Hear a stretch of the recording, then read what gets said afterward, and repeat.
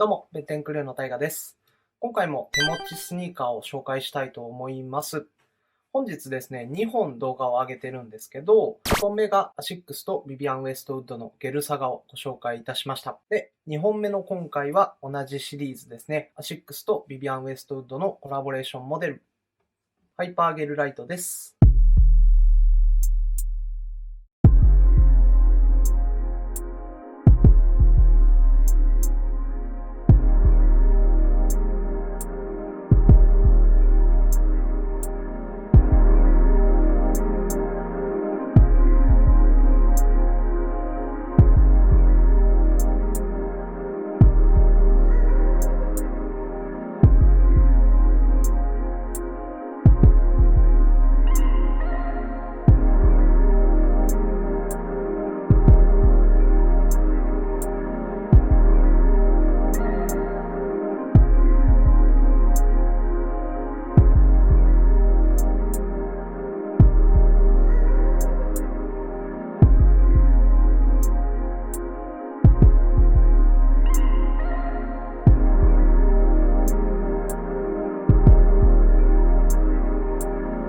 連続のアシックスとビビアン・ウェストウッドのコラボものの紹介でございます。ゲルサガの方でビビアン・ウェストウッドなどは軽くお話ししてるので、まずはハイパーゲルライトとはどういうモデルなのかのご紹介からいきます。ハイパーゲルライトはですね、通常もともとあったアッパーと新しく作られたミッドソールをガッチャンコしてできたモデルでございます。アッパーはですね、ナンバーなしの通常のゲルライトです。で、ミッドソールがハイパーゲルライト用に作られたハイパーゲルですね、素材が使われております。ポリウレタンのですね、ミッドソールにところどころですね、ビーズのような形でゲルが入っております。アシックスゲルですね。で、内容量として 10% から 15% ほど入っているそうです。個体差があるのかなと思います。これによって約 30% 反発性がアップするということです。で、ハイパーゲルライト自体は確か2018年に初めて発売されたのかな。で、その後スティーブ・アオキさん、DJ のスティーブ・アオキさんのモデルが出てから彼が出たのかなと記憶してます。ちょっと間違ってたら申し訳ございません。まず何よりめちゃくちゃ軽いっていうところですね。全然ランニングシューズかなっていうような立ち位置になります。ゲルサガと一緒で、彼も去年の8月に発売されたモデルです。もう一方、BS トレーナーを発売されて、合計3型で発売されました。もともと彼に関しては買うつもりがなく、ゲルサガ狙いで並んでたんですけど、お一人一足ずつ買えますよということで、ちょっともう実物見ちゃうと、やっぱりダメですね。めちゃくちゃいいと思って、結局その日は2足買いました。では、ディティール見ていきましょう。もう、どこから話すって言ってもやっぱりアッパーですよね。ゲルサガのアウトソールに使われているのと一緒で、フランソワ・ブーシェが書いた1743年に書いたダフニスとクロエがアッパー全体に入っております。アッパーの素材に関しては、ゲルサガはですね、レザー部分は、人工皮革と天然皮革でコンビネーションで作られてたんですけど、このハイパーゲルライトに関してはオール合成皮革で作られてます。トーボックスのあたりであるとか、アシックスストライプのあたりに関しては、ナイロンのメッシュ生地で構成されてます。シューレースに関しては僕キック6さんの淡いオレンジに変えちゃってるんですけど、本来はこんな感じのシューレース、淡いブルーが使われております。これもいいんですけど、僕はちょっと随所にオレンジが入ってるんで、ちょっとそこと合わせたいなと思って、わざわざ変えております。好き好みあるとは思うんですけど、僕はちょっとカーゴパンツのカーキの色とかとオレンジを合わせるのが結構好きなんで、こんな感じで合わせております。ヒールの方にですね、ビビアンの定番のオーブとアシックスのロゴがエンボス加工で型押しされております。反対側がカオスのピスタグが入ってます。あとこちらにもゲルライトの文字が入ってます。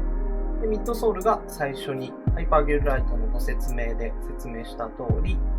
ハイパーゲルライト用のミッドソールですね。もうちょこちょこポツポツとビーズのような感じでアシックスゲルが入ってます。アウトソールのパターンはもうなんかシンプルな感じで、こんな感じで入ってます。これ正直言うとちょっと滑りやすいです。雨の日とかつるっといっちゃいがちなんで、履くときちょっと注意した方がいいかなと思います。このおかげでめちゃくちゃ軽いっていうような素材ですね。でインソールがですね、もう接着されてるので取れないんですよ。ちょっとなかなか映んないと思うんですけど、一応ゲルサガみたいな感じで、こちらのダフニスとクロエが前面に描かれたモデルのインソールが入ってます。ちょっと総柄でかなり奇抜ではありますが、色味としては淡いブルーでまとめられてるので、すんなり履けちゃうかなと思います。僕は特に気にせず結構ガンガン履いてるので、なんか合わせにくいっていうイメージはそんなになかったですね。何しか奇抜ですね。結構履いてると、スニーカー好きな人からそれどこのとかってよく聞かれたりします。でサイズ感なんですが、僕はこれは26センチを選びました。26センチでもジャストよりややきつめかなっていうような感じで履いております。サイズ感何と似てるかなと思えば、エアマックスの95とかに似てるかなとは思います。ただ95よりちょっと細いかなと感じます。足幅も細いんですけど、全長がちょっとなんか短いような気がします。試着段階で 25.5 も履かしていただいたんですけど、ちょっときつすぎたんで、僕はこちら26を選びました。もしね、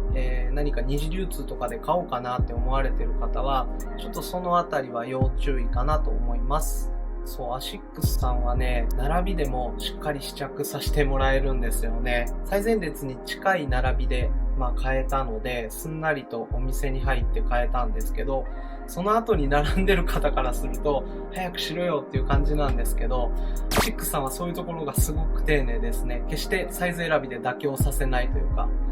必ず履かして買わしてくれるっていうところです。多分転売対策とかにもなるかなとは思うんで、すごくいいシステムだなと思います。並んでる間にもですね、スタッフさん声かけてくれたりとか、当日、去年の8月、並んでる当日は僕は、ゲルサガの長場優さんコラボを履いてたんですけど、その話をしてくれたりとか、アシックスの原宿フラッグシップのスタッフさんは本当に知識も豊富ですし、何より色々教えてくれて、めちゃくちゃ優しく対応してくれるんで、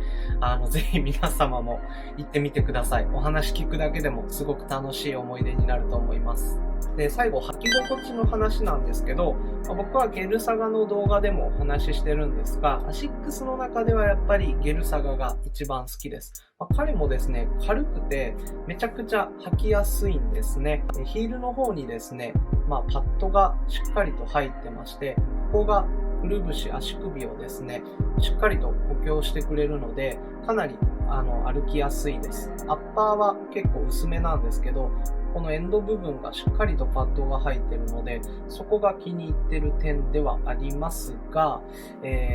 ハイパーゲルがですね、やっぱりちょっと反発力が僕には強すぎるかなと思います。本当にランナー向けにちょっと作られたスニーカーなのかなと思います。普段歩いて買い物をするとかっていう、短時間であれば問題ないと思うんですけど、長時間歩いてると逆にその反発がしんどくなってきちゃうかなっていうのが、何度かございました。ただ僕はいろいろ履いてきた中で細かい重箱の隅をつつくような話を今してるんで、なんともは言えないんですが、履き心地はめちゃくちゃいいです。総じてめちゃくちゃいいです。買って損はないかなというスニーカーです。履き心地云々というより、このデザインがもうかなり魅力的かなと思います。以上、今回はアシックスとビビアン・ウエストウッドのハイパーゲルライトをご紹介いたしました。何度も話すんですけど、僕はこれはもともと買う気はなかったんですけど、やっぱり実物見ちゃうとダメですね。やっぱりスニーカーショップで実物を見ちゃうとどうしても欲しくなっちゃうものですね。結構危険は危険です。ただその代わりいい出会いもあって、これなんかもですね、僕はかなり気に入ってるスニーカーの一つです。ゲルサガを履いてないので、代わりにというか、これをガンガン結構履いてます。割と僕の手持ちスニーカーの中では高い頻度で履いてるかなっていうスニーカーです。で、汚れがついても全体総柄なんで、そんなに目立たないんですよ。